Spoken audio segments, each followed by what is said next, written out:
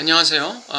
오늘 정신 분석의 뜰 락강 스터디 시간입니다. 오늘은 대학 담론에 대해서 한번 알아보겠습니다. 여기 표가 있는데 한번 보시죠.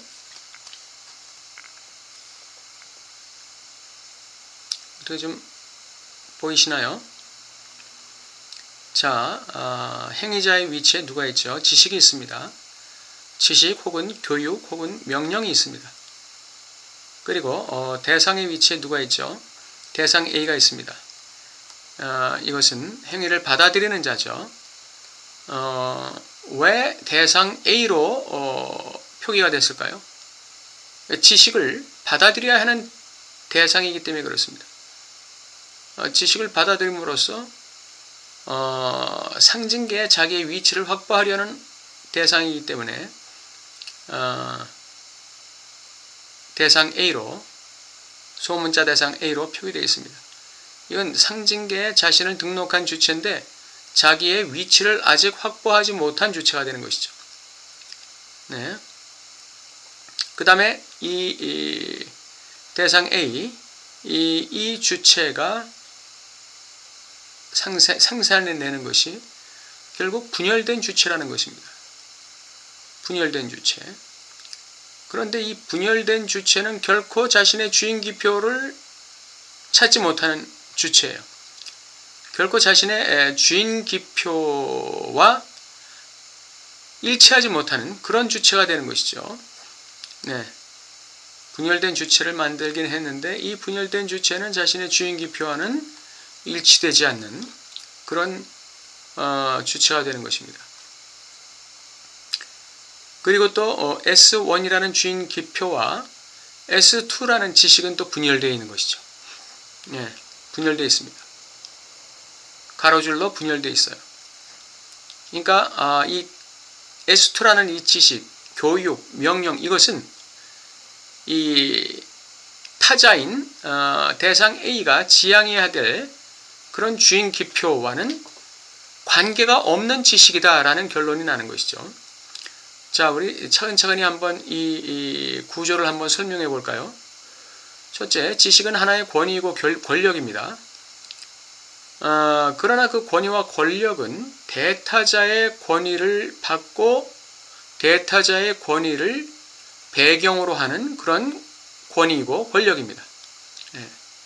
그냥 자기의 그냥 독재적인 권력이 아니라 지식이라는 그 행위자로서의 그 지식이라는 권위 또는 권력이라는 것은 상징 질서의 하나의 배경을 깔고 상징 질서의 지원을 받고 있는 그런 그 권력이라는 것이에요. 다시 말하면 이 지식은 정당성, 상징계의 정당성을 가지고 있어야 한다는 것입니다. 그래야 지식으로서의 구실을 할 수 있어요. 둘째, 지식의 위치에는 부모나 교사나 선배, 이런 사람들이 올 수 있습니다. 뭐 훈련하는 사람.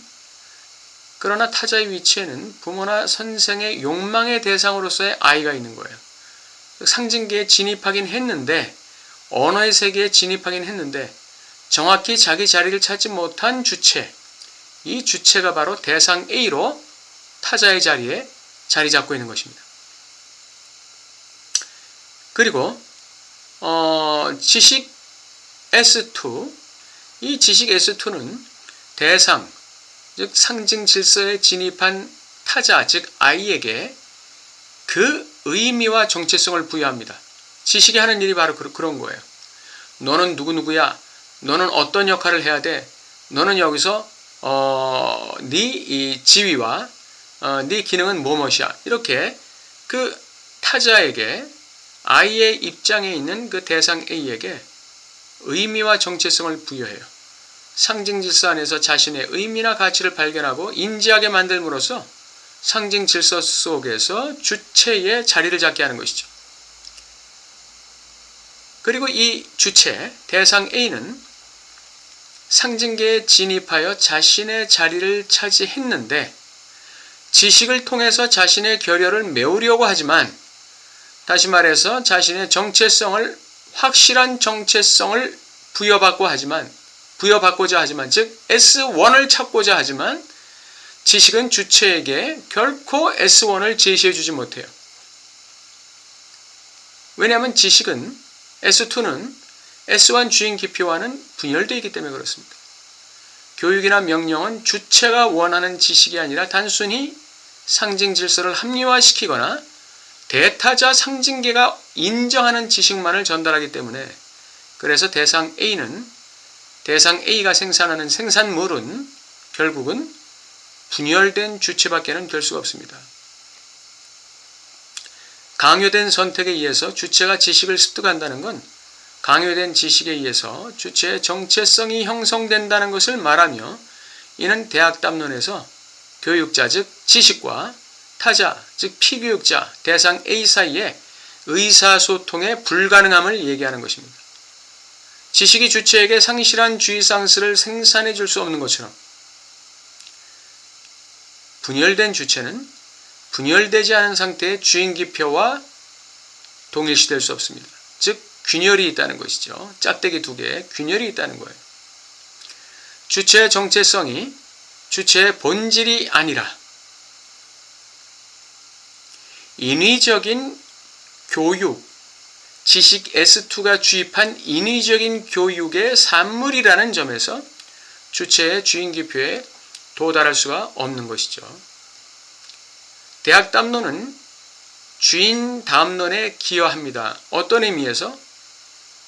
S2가 지식과 명령인데 이것이 하나의 권위를 갖는다는 의미에서, 권력을 갖는다는 의미에서 주인담론에 기여하는데 이는 교육의 이데올로기 기능이 내포되어 있음을 말하는 것이죠.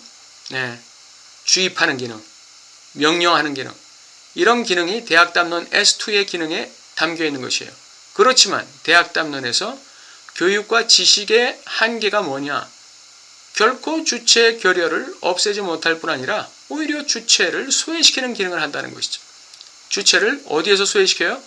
S1 주인기표로부터 분열시키고 소외시키는 역할을 한다는 것입니다.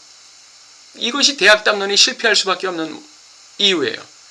S2는 결코 S1을 만들어내지 못한다. 왜냐하면 S2 자신이 S1과 이미 분열되어 있기 때문에 그렇습니다. 결국 S2는 분열된 주체밖에는 만들어내지 못하는 것이죠. 다시 말하면 피교육자인 이 주체 A에게 정확한 정체성을 부여할 수도 없고 상징계의 정확한 자리를 위치시킬 수도 없는 그 불가능함을 대학담론은 이야기하고 있는 것입니다. 자, 오늘 대학담론에 대해서 좀 말씀드렸는데 여러분께서 어느 정도 이해가 되셨으리라고 생각합니다. 네, 대학담론은 결국 그 지식이 주체의 하나의 그 구체적인 정체성, 상징계 안에서의 구체적인 자리를 확보하게 해주는데 실패한다는 것입니다. 분열된 주체를 만들 수밖에 없다는 것이죠. 주인기표를 소유한 주체가 아니라 분열된 주체를 만들 수밖에 없다는 것이 대학담론의 결론입니다. 네. 오늘도 여러분 하루 수고 많으셨죠? 오늘도 좋은 마무리 하시기 바랍니다. 감사합니다.